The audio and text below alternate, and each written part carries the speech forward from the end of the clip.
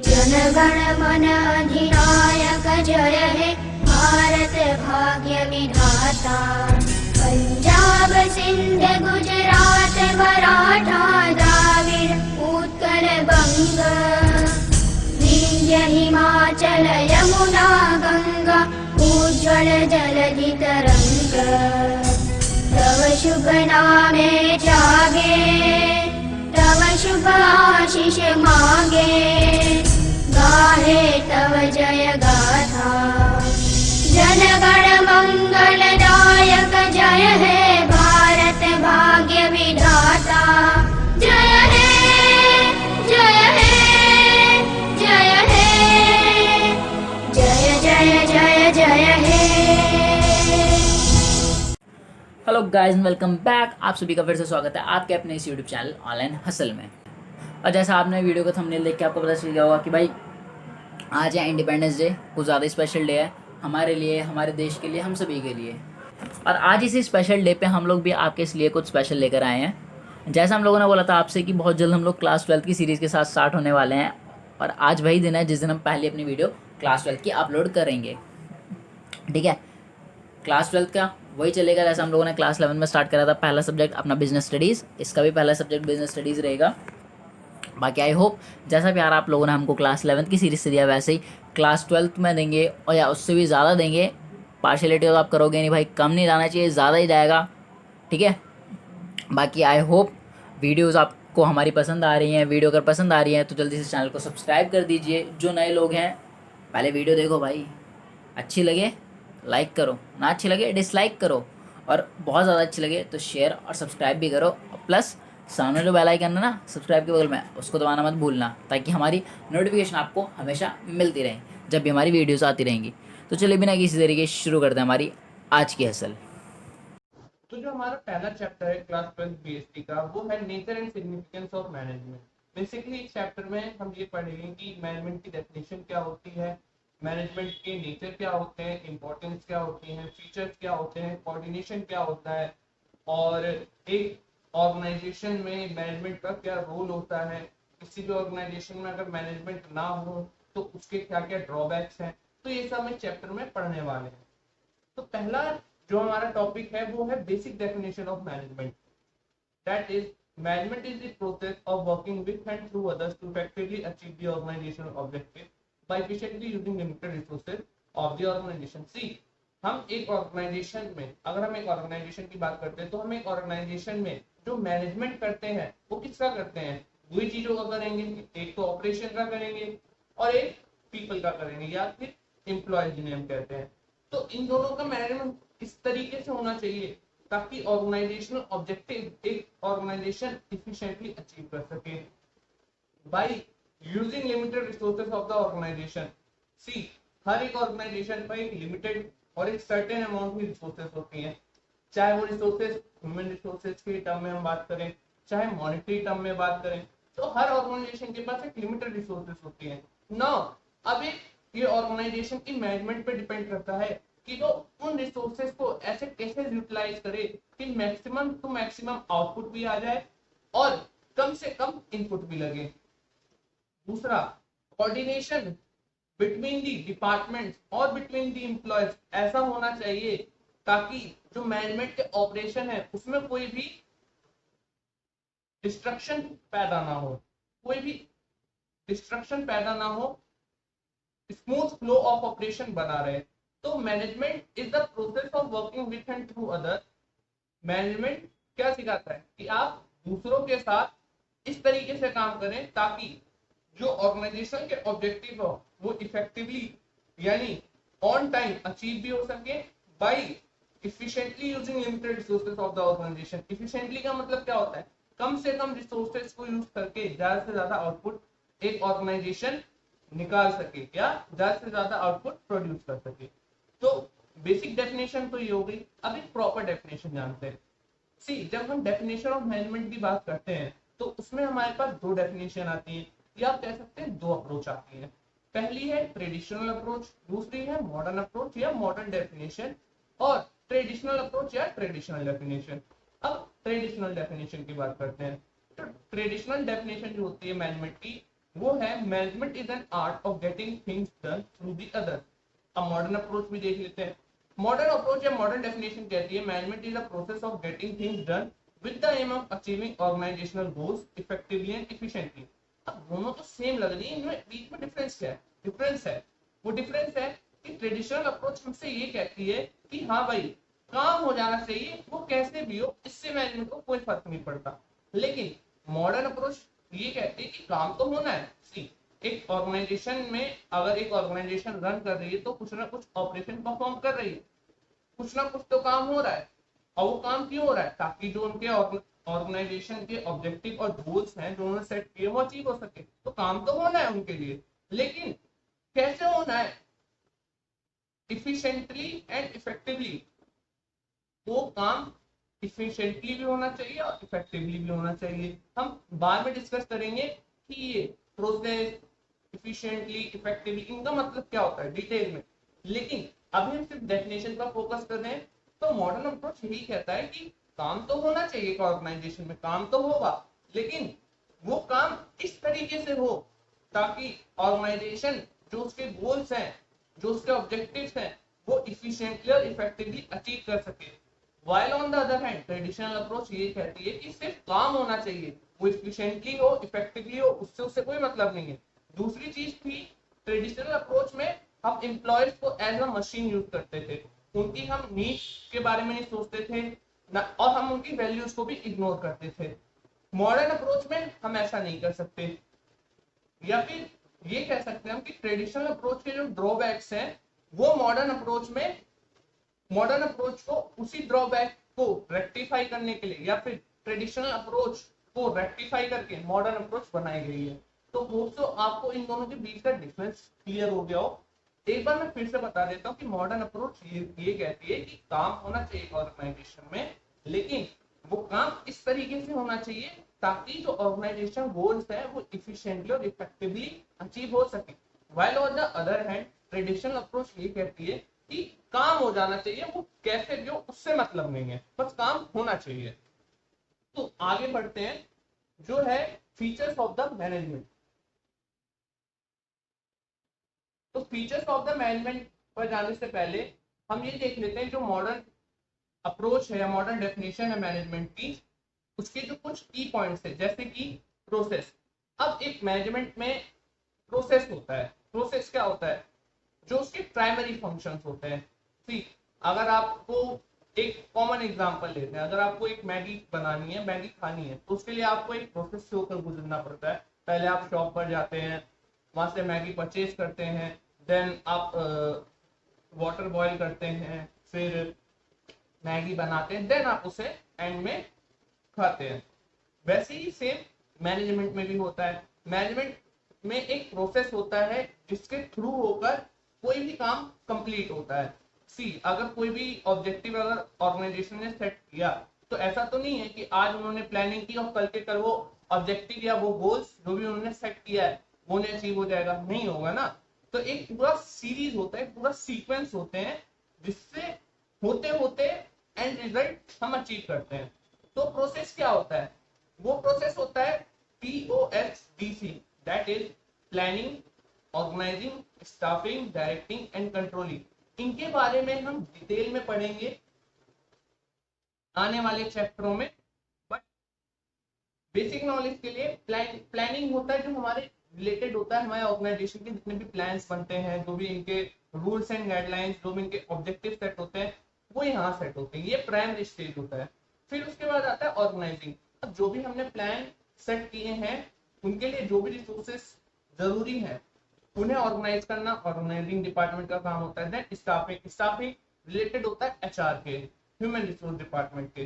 Then आता है directing का मतलब होता है कि जो भी काम हो रहा है वो सही वे में, सही सीक्वेंस में हो रहा है या नहीं हो रहा है, वो डायरेक्टिंग डिपार्टमेंट देखता है। लास्ट में आता है कंट्रोलिंग ये होता है कि जो हमने स्टार्टिंग में प्लानिंग पीरियड में जो भी हमने गोल्स सेट किए थे, क्या वो एक organisation at the end of the year achieve कर पाई या नहीं कर पाई।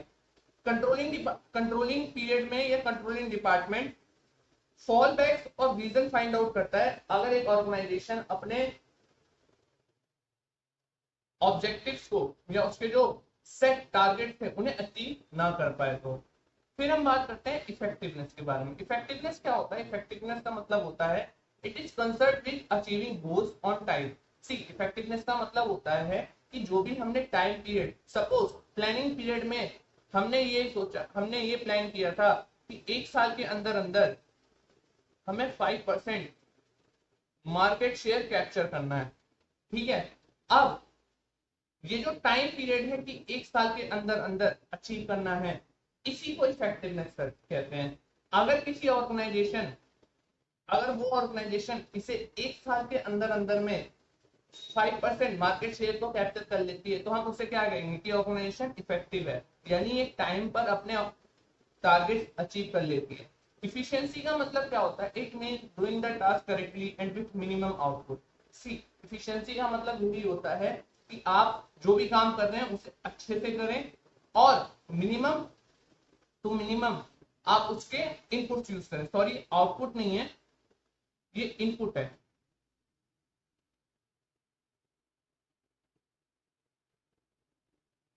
या तो मिनिमम आउटपुट से जब आप मैक्सिमम, सॉरी मिनिमम इनपुट से जब आप मैक्सिमम आउटपुट प्रोड्यूस कर सकते हैं, कर पाते हैं, तो उसे इफिशिएंट होना कहते हैं। सी ये दोनों चीजें बहुत जरूरी हैं। अगर एक कंपनी इफिशिएंट है, यानी कि वो कम से कम रॉ मटेरियल से या कम से कम इनपुट से ज्यादा आउटपुट प्रोड्यूस कर पा रही है, लेकिन वो टाइमली वो चीज अचीव नहीं कर पा रही है, तो फिर उसका क्या फायदा रह जाएगा। सेम वे में अगर एक कंपनी इफेक्टिव है, यानी कि वो अपने गोल्स को टाइम पर तो अचीव कर पा रही है, लेकिन उसके लिए उसको कॉस्ट अपने ज्यादा बियर करनी पड़ रही है, जो भी हमने बजट बड़ा बनाया था उसे उसे एक्सटेंड करना पड़ रहा है, तो भी कोई मतलब नहीं बनता। तो ऑर्गेनाइजेशन का हमेशा मोटिव रहता है कि काम हो, टाइम पर अचीव भी हो और कम से कम कॉस्ट में ज्यादा से ज्यादा आउटपुट हमें प्रोड्यूस कर सके। तो वो तो आपको 3 चीजें जो डेफिनेशन पे बताई गई थी वो आपको क्लियर हो। अब हम आगे इसके फीचर्स की तरफ बात करते हैं। तो जो हमारा पहला कैरेक्टरिस्टिक या फीचर्स ऑफ मैनेजमेंट आता है वो होता है गोल ओरिएंटेड प्रोसेस। सी गोल ओरिएंटेड प्रोसेस सिंपल सा मतलब है कि जो भी हम काम करते हैं, जो भी हम प्लानिंग कर रहे हैं, ऑर्गेनाइजिंग कर रहे हैं, स्टाफिंग कर रहे हैं, डायरेक्टिंग कर रहे हैं, कंट्रोलिंग कर रहे हैं, हम ये जो भी काम कर रहे हैं ये क्यों कर रहे हैं? ताकि हमारा जो एंड रिजल्ट है या फिर जो हमारा एक ऑर्गेनाइजेशन का गोल है वो अचीव हो सके। अगर इसको एक कॉमन एग्जांपल से समझे तो अभी आपका क्लास 12th में है। क्लास 12th में आप जितनी भी मेहनत कर रहे हैं, जितने भी एफर्ट्स डाल रहे हैं, जितनी भी पढ़ाई कर रहे हैं, वो क्यों कर रहे हैं? ताकि एट द एंड जो आपका रिजल्ट है उसमें आप एक अच्छा स्कोर सिक्योर कर सकें, एक अच्छे परसेंटेज से पास हो सकें। वैसे ही ऑर्गेनाइजेशन में भी वही होता है कि it is a goal oriented process which is to achieve already specified and clearly stated desired objective. Already specified जो प्लानिंग पीरियड में जो एक ऑर्गेनाइजेशन ने पहले से डिसाइड कर लिया कि हाँ हमें ये ऑब्जेक्टिव, ये टारगेट अचीव करना है by proper utilisation of available resources of the organisation. Proper utilisation of available resources मैंने अभी बताया था कि इफिशिएंटली ऑर्गेनाइजेशन के रिसोर्सेज को यूज करके जो भी एक ऑर्गेनाइजेशन का एंड रिजल्ट है या ऑब्जेक्टिव है उसे अचीव करना, उसे ही कहते हैं गोल ओरिएंटेड प्रोसेस। फिर मैनेजमेंट में आता है सेकंड कैरेक्टरिस्टिक, परवेसिव। परवेसिव का मतलब होता है जो हर जगह अप्लाई हो। सी मैनेजमेंट ऐसा नहीं है कि जो मैनेजमेंट है वो किसी इंडियन कंपनी के लिए है और वो अमेरिकन कंपनी या किसी चाइना कंपनी के लिए अप्लाई नहीं होता। मैनेजमेंट के कुछ फीचर्स होते हैं, कुछ प्रिंसिपल्स होते हैं जो हम आने वाले चैप्टर में डिस्कस करेंगे। ये प्रिंसिपल और फीचर्स हर एक ऑर्गेनाइजेशन, भले वो इंडिया में हो या इंडिया के बाहर हो, स्मॉल स्केल पर हो या लार्ज स्केल पर हो, उसका नेचर प्रोडक्शन हो या सर्विस प्रोवाइड कराना हो, कोई सी भी ऑर्गेनाइजेशन में मैनेजमेंट के प्रिंसिपल्स और फीचर्स एप्लीकेबल होते हैं। वही यहाँ पर भी है कि management is universal in nature. It is used in all type of organisation whether economic, social और political, irrespective of its size, वो चाहे छोटी हो या बड़ी हो। नेचर, वो एक गुड प्रोड्यूस करने वाली कंपनी हो या सर्विस प्रोड्यूस करने वाली कंपनी हो। एंड लोकेशन, वो इंडिया में हो या वर्ल्ड में कहीं पर भी हो। The principles and techniques of management have universal application. जो भी प्रिंसिपल्स है मैनेजमेंट के और जो इनकी टेक्निक्स है ऑफ मैनेजमेंट वो हर जगह एप्लीकेबल है, हर एक देश के ऑर्गेनाइजेशन में वो एप्लीकेबल होती है। मैनेजमेंट इज ऑल परवेसिव, तो बात है कि मैनेजमेंट जो है वो हर जगह अप्लाई, हर एक ऑर्गेनाइजेशन में अप्लाई होता है। अब हम आते हैं कि management is a continuous process. Now management is a continuous process का क्या मतलब है? अब जो हमारे प्लानिंग, ऑर्गेनाइजिंग, स्टाफिंग, डायरेक्टिंग और कंट्रोलिंग जो इसके मेन फंक्शन है, अब ऐसा तो है नहीं कि इस साल हमने प्लान किया तो वही प्लानिंग 5 साल तक चलती रहेगी, नहीं। एक मैनेजर को हर साल नए प्लान्स, नए टारगेट, नए ऑब्जेक्टिव सेट करने पड़ते हैं। और आजकल इतना कॉम्पिटिटिव एनवायरनमेंट हो गया है कि ऐसा नहीं है कि आपने स्टार्ट ईयर के स्टार्ट में आपने कोई प्लान ड्रॉ किया, वो पूरे साल तक वही प्लान फॉलो हो रहा है, नहीं। डायनेमिक एनवायरनमेंट है बिजनेस का आजकल। टेस्ट एंड प्रेफरेंस कस्टमर्स के चेंज हो रहे हैं, डिमांड चेंज हो रही है। तो अब क्या, अब ऐसा नहीं है कि रिजिड प्लानिंग चलती है कि आपने ईयर स्टार्टिंग में जो प्लान बनाया, जो प्लान ड्रॉ किया वही follow throughout the whole year, नहीं, ऐसा नहीं है। वो प्लानिंग आपको टाइम टाइम पर चेंज करनी पड़ती है, टाइम टाइम पर आपको नए टैक्टिक्स बनाने पड़ते हैं, उनके ऑब्जेक्टिव्स में थोड़ा करेक्शन करना पड़ता है, स्ट्रेटेजीज आपको नई डेवलप करनी पड़ती हैं ताकि जो आपका एंड रिजल्ट है वो अचीव हो सके। तो उसमें मॉडिफिकेशन होती रहती है। तो management is a continuous ongoing never ending process. Management consists of a series of interrelated functions that are performed simultaneously by all managers at all the time. जैसे कि मैंने बताया कि आज का एनवायरनमेंट, बिजनेस एनवायरनमेंट ऐसा है कि आपको रोज प्लानिंग करनी पड़ती है, आपको रोज कोई ना कोई नई टैक्टिक्स, कोई स्ट्रेटेजीज फॉर्मुलेट करनी पड़ती है, क्योंकि जो डिमांड है, जो टेस्ट एंड प्रेफरेंस है, जो बिजनेस एनवायरनमेंट है वो डायनामिक है, वो चेंज होता रहता है। तो उसी हिसाब से आपको अपनी पॉलिसीज में, ऑब्जेक्टिव्स में भी चेंज करना पड़ता है। और ये जो प्रोसेस है ये ऑनगोइंग है, ये कॉन्टिन्यूअस है।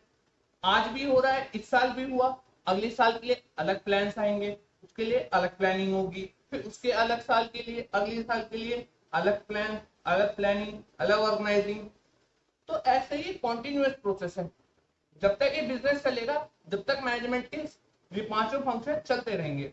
फिर आते हैं ग्रुप एक्टिविटी। सी, मैनेजमेंट किसी पर्टिकुलर एम्प्लॉय पर डील नहीं करता, मैनेजमेंट डील करता है ग्रुप ऑफ या फिर नंबर ऑफ पर्संस पे जो ऑर्गेनाइजेशन में काम करते हैं। मैनेजमेंट किसके बीच में होना चाहिए? सी, एक ऑर्गेनाइजेशन में अगर हम एक एग्जांपल लेते हैं टाटा, तो टाटा इतनी बड़ी इंडस्ट्री है, उनके पास लाखों में एम्प्लॉयज हैं जो उनके अंडर में काम कर रहे हैं। अब इन लोगों का मैनेजमेंट करना, इन लोगों के बीच में कोऑर्डिनेशन, एक कोऑपरेशन लाना और इन्हें, इनके स्किल्स को डेवलप और इन्हांस करना, ताकि जो ऑर्गेनाइजेशन है एक तो सरवाइव कर सके आज की कॉम्पिटिटिव एनवायरनमेंट में। दूसरा, जो भी मैनेजमेंट के जो ग्रुप्स हैं, जो डिपार्टमेंट्स हैं, उनके बीच में प्रॉपर कोऑर्डिनेशन रहे ताकि वो मिलजुल कर काम कर सके, मिलजुल कर काम कर सके, ताकि जो भी इनके बीच में कोई ऐसा ना हो कि प्रोडक्शन डिपार्टमेंट बोल रहा है कि मेरी तो फाइनेंस डिपार्टमेंट के मैनेजर से बनती नहीं है तो मैं उससे ढंग से बात नहीं करूंगा। फिर सेल्स मैनेजर बोल रहा है कि प्रोडक्शन डिपार्टमेंट अच्छे से प्रोडक्ट डिजाइन नहीं कर रहा तो हमारी सेल्स हो नहीं पा रही है। फाइनेंस डिपार्टमेंट बोले कि सेल्स डिपार्टमेंट अच्छे से सेल नहीं कर पाता तो हमें रेवेन्यू जनरेट नहीं हो पाता, इसलिए हम कम पैसे प्रोडक्शन डिपार्टमेंट को अलॉट कर सकते हैं। तो ऐसा नहीं होना चाहिए। हर डिपार्टमेंट के बीच में और हर एम्प्लॉय के ग्रुप के बीच में एक प्रॉपर कोऑर्डिनेशन होना बहुत जरूरी है। अब हम बात करते हैं management is a dynamic function. See, जैसे कि मैंने बताया कि डायनामिक फंक्शन का मतलब होता है कि जो भी बिजनेस एनवायरनमेंट में चेंज आ रहे हैं उसके हिसाब से एक मैनेजमेंट उन चेंजेस के हिसाब से खुद को अडॉप्ट करे मतलब वो अपनी पॉलिसीज में, अपने स्ट्रैटेजीज में, अपने ऑब्जेक्टिव में थोड़ा मॉडिफिकेशन लाए ताकि जो उसके एंड रिजल्ट्स हैं अचीव हो सके। जैसे कि मैकडोनल्ड्स ने किया था, मैकडोनल्ड्स ने बेसिकली किया गया था, मैकडोनल्ड्स ने अपने मेन्यू को जब वो इंडिया इंडियन मार्केट में जब मैकडी पहले पहले बार आया था तो उसने देखा कि जो उसका मेन्यू है वो इंडियन कस्टमर या इंडियन मार्केट के हिसाब से सुटेबल नहीं है। तो उन्होंने क्या किया, इंडियन मार्केट में सर्वाइव करने के लिए उन्होंने अपना मेन्यू भी चेंज कर दिया। जो मेन्यू इंडिया के मैकडी में आपको आज मिलता है वही सेम मेन्यू आपको अमेरिका के मैकडी में नहीं मिलेगा। तो ये टैक्टिक्स होती हैं कि मैकडी ने अपने ऑब्जेक्टिव्स को, अपने स्ट्रैटेजीज को थोड़ा चेंज किया। आज मैकडी का एक अच्छा खासा शेयर है फास्ट फूड चेन में इंडिया में। तो ये होता है डायनामिक फंक्शन कि आपको जो भी चेंजेस हो रहे बिजनेस एनवायरनमेंट में उसके हिसाब से एक ऑर्गेनाइजेशन को चेंज होना भी चाहिए। अब हम बात कर लेते हैं इंटेंजिबल फोर्स की। तो इंटेंजिबल फोर्स का मतलब क्या होता है? सी, मैनेजमेंट कोई फिजिकल फॉर्म नहीं है, मैनेजमेंट की कोई फिजिकल फॉर्म नहीं है। ऐसा नहीं है कि आप किसी ऑर्गेनाइजेशन में अगर एंटर होते हैं तो एक फिजिकल पर्सनैलिटी आपके सामने आती है मैनेजमेंट की, ऐसा नहीं है। तो मैनेजमेंट आपको कैसे पता चलेगा कि किसी ऑर्गेनाइजेशन की मैनेजमेंट अच्छी है या नहीं है? ये उसके एंड रिजल्ट से पता चलता है। सी, अगर हम एग्जांपल लेते हैं टाटा का, तो टाटा आज के टाइम में टाटा का रेवेन्यू भी बहुत अच्छा है, उसकी मार्केट शेयर भी बहुत ज्यादा है। तो यहां से हमें पता चलता है कि हाँ, टाटा ने अपने ऑर्गेनाइजेशन, जो टाटा है उसकी ऑर्गेनाइजेशन की मैनेजमेंट इतनी अच्छी है कि इतने लोगों को उन्होंने इतने अच्छे तरीके से मैनेज किया हुआ है, अपने कामों को, अपनी पॉलिसीज को इतने अच्छे तरीके से उन्होंने मैनेज किया, फॉर्मुलेट किया है ताकि वो अभी भी इतने कॉम्पिटेटिव एनवायरनमेंट में भी इतना अच्छा रेवेन्यू जनरेट कर सकते हैं। उनकी अच्छी खासी मार्केट वैल्यू और गुडविल उन्होंने बना रखी है। तो यहाँ से मैनेजमेंट का पता चलता है कि हाँ, टाटा की जो मैनेजमेंट है वो बहुत अच्छी है। मैं खाली टाटा का एग्जांपल नहीं दूंगा, अगर मैं एग्जांपल लूं मारुति सुजुकी, तो मारुति का इंडिया की ऑटोमोबाइल मार्केट में बहुत अच्छा खासा शेयर है। तो ये भी मारुति की मैनेजमेंट की ही पावर है कि उन्होंने इतने बड़े मार्केट शेयर को कैप्चर कर रखा है। हम अब आगे बात करते हैं। तो कुछ फीचर्स और हैं, जैसे कि multi dimensional management. Multi dimensional होता है, इसका मतलब होता है एक ऑर्गेनाइजेशन में सिर्फ काम की ही मैनेजमेंट या एम्प्लॉयज का ही मैनेजमेंट नहीं करना पड़ता, हमें 3 चीजों का बेसिकली मैनेजमेंट करना पड़ता है। जब हम मैनेजमेंट की बात करते हैं किसी ऑर्गेनाइजेशन की, तो हम 3 चीजों के मैनेजमेंट की बात करते हैं। पहला होता है मैनेजमेंट ऑफ वर्क, दूसरा होता है मैनेजमेंट ऑफ पीपल और तीसरा होता है management of operation. Management of work का मतलब आपको पता है, जो भी मैनेजमेंट के ऑपरेशन हो रहे हैं उन्हें मैनेज करना, कि जो भी हमारा प्रोडक्ट बन रहा है उसका रॉ मटेरियल अच्छा होना चाहिए, जो हमारा स्टैंडर्ड है, जो हमने क्वालिटी स्टैंडर्ड सेट किए हैं उससे मीटअप होना चाहिए हमारा आउटपुट, और जो भी हमारा बजट है उसी बजट के अंदर में हमें वो आउटपुट चाहिए होता है। तो ये हो जाता है मैनेजमेंट ऑफ वर्क। टाइम पर अचीव हो, वो भी एक मेन रोल है मैनेजमेंट ऑफ वर्क में। फिर आता है management of people. Management of people की जो हम बात करते हैं तो वहां पर हम बात करते हैं ह्यूमन रिसोर्स की, जो है एम्प्लॉयज और वर्कर्स। तो अल्टीमेटली एक ऑर्गेनाइजेशन के एम्प्लॉय और वर्कर्स उसकी बहुत बड़ी एसेट होती है। आपने मशीन ले आए, आप रॉ मटेरियल ले आए, आपने इंफ्रास्ट्रक्चर खड़ा कर दिया, लेकिन अल्टीमेटली काम किसे करना है? एम्प्लॉयज को, ह्यूमन रिसोर्स को। तो ह्यूमन रिसोर्स को भी आपको मैनेज करना पड़ेगा। उसमें क्या आता है? It includes dealing with employees as individuals and dealing with groups of people. Management of people में क्या आता है कि आप जो ग्रुप्स हैं एम्प्लॉयज के, जो डिपार्टमेंट्स हैं, उन्हें से मैनेज करिए ताकि वो अपना बेस्ट टू बेस्ट दे सके। जितनी उनकी एक कैपेसिटी होती है उतनी फुल कैपेसिटी से काम कर सके ऑर्गेनाइजेशन में, तभी एक ऑर्गेनाइजेशन इफिशिएंट और इफेक्टिव दोनों बन सकेगी। फिर आता है management of operation. Management of operation का मतलब होता है operation refers to transformation of input into the desired output. See, operation का मतलब फिर वही है कि जो भी एक इनपुट है उसे हम आउटपुट में कन्वर्ट कर रहे हैं, वही क्या एक ऑर्गेनाइजेशन का ऑपरेशन। अब इस ऑपरेशन को मैनेज करना भी मैनेजमेंट के अंडर ही आता है। फिर हम बात करते हैं ऑब्जेक्टिव्स ऑफ द मैनेजमेंट। तो अभी जो भी हमने पढ़ा वो थे फीचर, अब हम बात करते हैं ऑब्जेक्टिव। तो नाउ अब हम बात करते हैं ऑब्जेक्टिव्स ऑफ मैनेजमेंट की। ऑब्जेक्टिव्स ऑफ मैनेजमेंट की जब हम बात करते हैं तो उसमें 3 फेज आते हैं, 3 अलग अलग ऑब्जेक्टिव्स आते हैं, organisational objective, personal objective and social objective. जब हम ऑर्गेनाइजेशनल ऑब्जेक्टिव की बात करते हैं तो हम मेनली 3 चीजों की बात करते हैं। पहला है सर्वाइवल, दूसरा है प्रॉफिट और तीसरा है ग्रोथ। जब सर्वाइवल की हम बात करते हैं तो सर्वाइवल का मतलब इसके नाम से पता चलता है, कोई भी ऑर्गेनाइजेशन वो किसी भी मार्केट में है, अलग अलग मार्केट होती हैं, तो हर एक ऑर्गेनाइजेशन ये चाहती है कि वो जिस मार्केट में भी अपने ऑपरेशन परफॉर्म कर रही है वो उसमें सस्टेन रहे, वो वहां पर सर्वाइव कर ले। जब हम बिजनेस की बात करते हैं तो बिजनेस हम एक लॉन्ग टर्म व्यू से के साथ ही स्टार्ट करते हैं। ऐसा नहीं कि हमने आज बिजनेस शुरू किया तो 2 महीने बाद उसे बंद करा, नहीं, हम एक बिजनेस इसलिए स्टार्ट करते हैं ताकि हम एक मार्केट में बने रहे। तो मेन मोटिव क्या होता है ऑर्गेनाइजेशन का, ऑर्गेनाइजेशनल ऑब्जेक्टिव का, कि वो सर्वाइवल सस्टेन कर सके खुद को अपनी मार्केट में।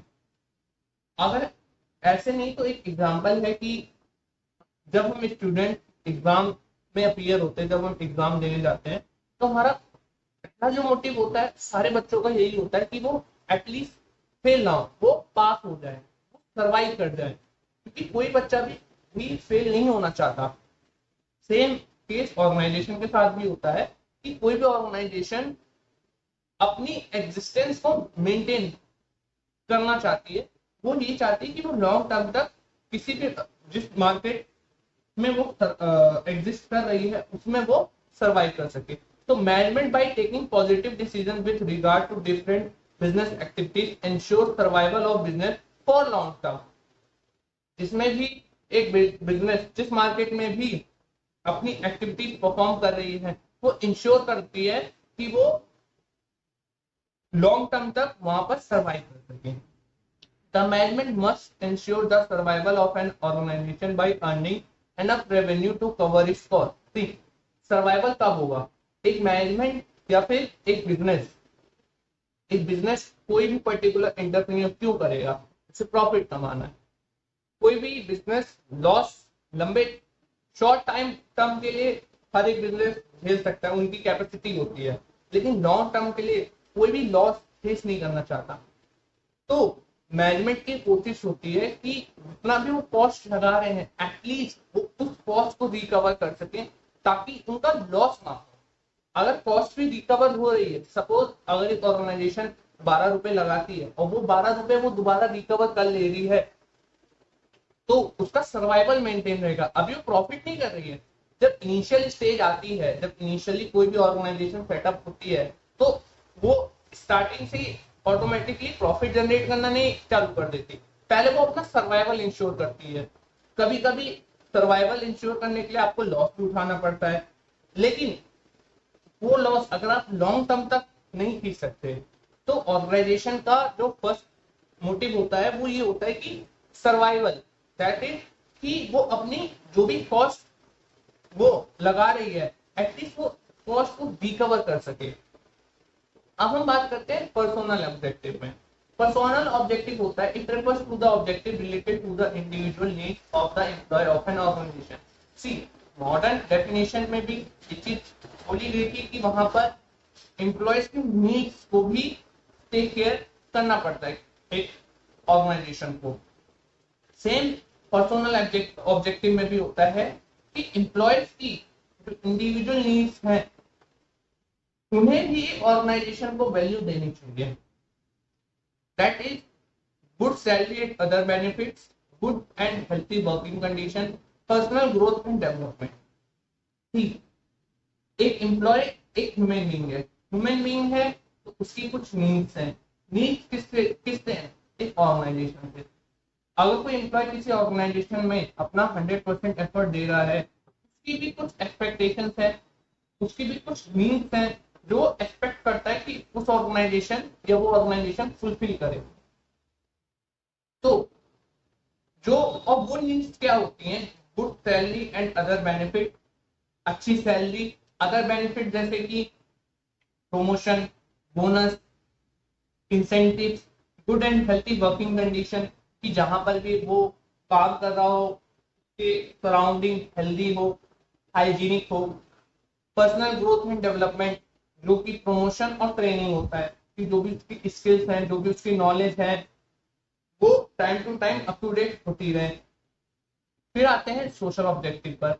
It is to provide some benefits to society like applying environmental friendly practices in the production process and giving employment disadvantage section of society etcetera. Example TISCO and ITCC. Social यानी related to the society.